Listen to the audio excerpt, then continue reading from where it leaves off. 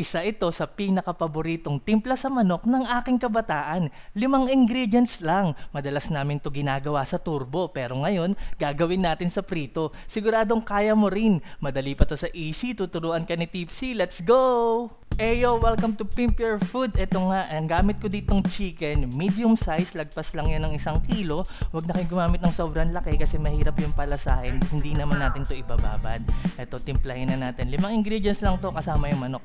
Ayan, 2 kutsaritang asin, yung medyo malalaking butel na asin ang gamit ko dito. Tapos ito, sinigang powder. 1 kalahating kutsarita. Hindi yan weird, promise yan. Masarap yan, promise. Ayan, tapos seasoning mix of your choice. Gagamit ako dito ng kalahating kutsarita. Ayan, para kompleto na yung ating pampalasa. And then, eto, pamintang pino. Haluin lang natin na mabuti. Yan na ang ating seasoning mix. Alright, ibubudbud lang natin yan sa ating chicken. Huwag natin kalimutan yung loob. Siyempre, pati sa labas, imamassage natin yan. Tulad ng sinabi ko sa intro, originally, sa turbo na manok ito ginagamit. Pero dahil nga, alam ko, hindi naman karamihan sa atin wala namang turbo o wala namang oven. So, gagamitin natin ngayon to sa prito. At medyo dadamihan natin ng seasoning. Huwag kayong matakot na ma-over-season ng inyong chicken kasi nga, kapag pinirito natin yan, yung iba dyan, mawawash away lang ng mantika. Kaya iyan, damihan nyo. Pagkatapos natin ma-massage, ma-season ng mabuti, lagay muna natin yan sa ref nang walang takip kahit mga 2 oras. 'Di ba? Para lang talaga kumapit siya at lumasa talaga, 'di ba? Pero kung yun nga, kung ituturbo nyo, hindi nyo na kailangan na ilagay sa ref ng 2 oras yan. Rekta nyo na, turbo nyo na agad. Pero yan nga, after 2 hours na ayan, na lagay natin sa ref, ayan, piprito na natin ang ating manok. Ayan, sa maraming mantika. Katamtamang apoy for 30 minutes. Tapos sa loob ng 30 minutes, babaliktarin ko yan every 6 minutes para lang hindi, ayan, para lang maganda yung pagkakaluto, walang parte na masunog.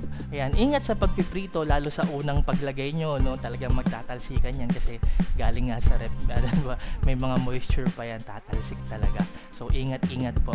Ayan, wag natin kalimutan na yung pati yung magkabilang side, 'di ba? Yung sa mga huling minuto, ayan, lutuin natin yung magkabilang side. Alright, pagkatapos ng 30 minutes, ganyan, pwede na natin yan hanguin, patiktikan natin na mabuti para yung excess na mantika matanggal. So, ire-rest muna natin yan.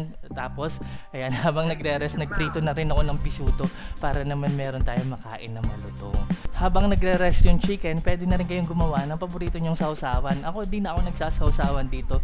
Trip na trip ko talaga yung lasa nitong sampalok fried chicken. Alright, and now look at that. O, diba? 30 minutes sa medium heat, katamtamang apoy. Ayan, pag niluto natin ng matagal, ang tendency yan, nagiging malambot yung pagkakaluto natin at hindi dry, moist ang loob niyan. Syempre, hindi na malutong ang balat niyan, hindi naman natin pinalutong, no?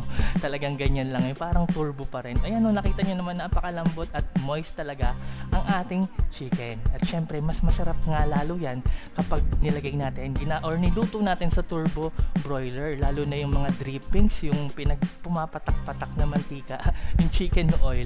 Nako, grabe, ang sarap nun sa sinangag. Kung nagdududa kayo sa sampalok fried chicken, pwede nyo naman yan subukan kahit sa hita ng manok muna, hindi sa isang buo, no? Para lang matikman nyo muna, para lang maging believer kayo na masarap talaga ang sampalok fried chicken. Alright, para sa marami pang recipes, huwag kalimutan mag-subscribe sa aking YouTube channel, Tipsy Goes Random. Mag-follow kayo sa aking Facebook page, Pimp Your Food. Follow nyo ako sa TikTok at Kev_Andrade. Maraming salamat sa palagi nyong panonood, pagtangkilik, pagsuporta, pagsubaybay. Ako po si Tipsy D. God bless sa inyong lahat. Peace!